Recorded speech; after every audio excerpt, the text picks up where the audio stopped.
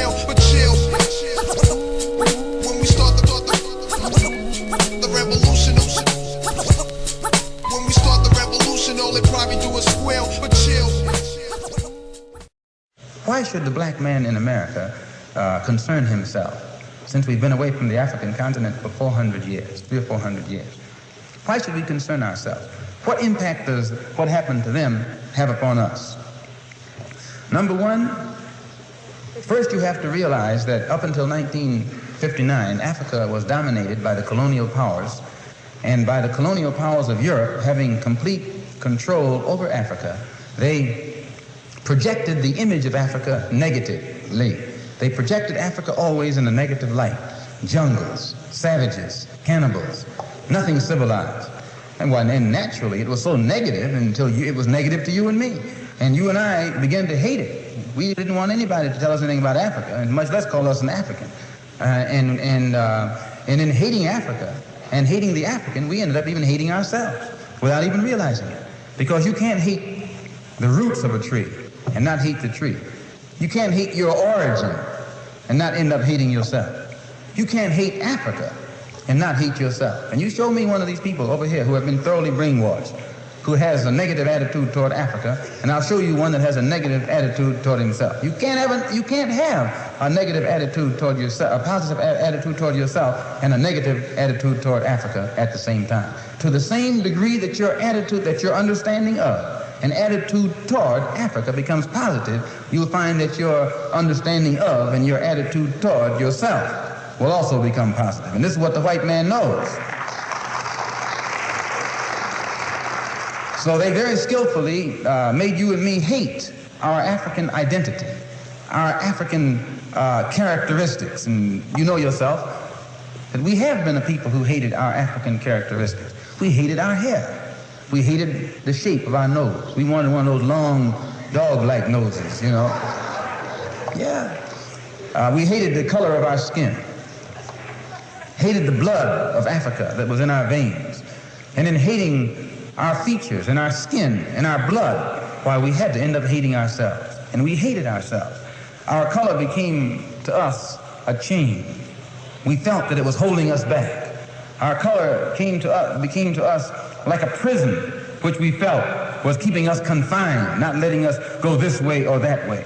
And we felt that all of these restrictions were based solely upon our color, and the psychological reaction to that would have to be that as long as we felt imprisoned or chained or trapped by black skin, black features, and black blood, that skin and those features and that blood that was holding us back automatically had to become hateful to us. And it became hateful to us. It made us feel inferior. It made us feel inadequate. It made us feel helpless. And when we fell victim to this feeling of inadequacy or inferiority or helplessness, we turned to somebody else to show us the way. We didn't have confidence in another black man to show us the way, or black people to show us the way. In those days, we didn't. We didn't think a black man could do anything but play some horn, you know, some sound, and make you happy with some songs. And in that way, but in serious things, where our food, clothing, and shelter was concerned, and our education was concerned, we turned to the man. We never thought in terms of bringing these things into existence for ourselves. We never thought in terms of doing things for ourselves because we felt helpless. And what made us feel helpless was our hatred for ourselves. One of the things that made the black Muslim movement grow was its emphasis upon things African. This was the secret to the growth of the black Muslim movement. African blood, African origin, African culture, African ties. And you'd be surprised. We discovered that deep within the subconscious of the black man in this country, he's still more African than he is American. He thinks that he's more American than African because the man is jiving him and the man is brainwashing him every day, telling him, you're an American, you're an American. Man, how could you think you're an American and you have never had any kind of American treat over here? You have never. 10 men can be sitting at a table eating, you know, dining. And I can come and sit down where they're dining. They're dining. I got a plate in front of me, but nothing is on it. Because all of us are sitting at the same table, are all of us diners? I'm not a diner until you let me dine. Then I become a diner. Just being at the table with others who are dining doesn't make me a diner. And this is what you got to get in your head here in this country. Just because you're in this country doesn't make you an American.